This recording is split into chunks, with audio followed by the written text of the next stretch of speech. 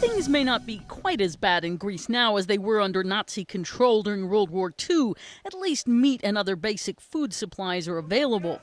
These days, the question is what people can afford to buy. The belt tightening has prompted a surge of interest in a new book that delves decades back into history. Starvation Recipes, Life in Athens During the Occupation, is now in a second print run. Historian and teacher Eleni Nikolaidou spent 18 months combing through thousands of scanned newspaper clippings to compile it. She's not surprised it struck a chord. The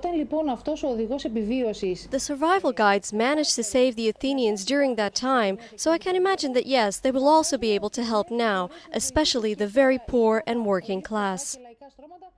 One key to saving money is to cook your own and avoid processed foods, according to FT BLETSAS, the youthful host of the Greek TV show called Mama's Cooking. He offered his tips as he was making stuffed apples with chestnuts, raisins, and honey. Yes, we need to eat some foods that people during the German occupancy used to eat, like more beans and more whole grains, like unprocessed whole grains, or things that are produced here in Greece and they're freely available.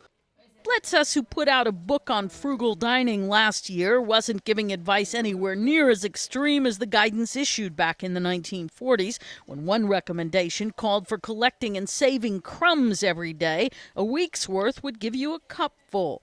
Still, one consumer group has found 9 out of 10 Greeks have had to change their food shopping habits as a result of austerity measures forced on the country.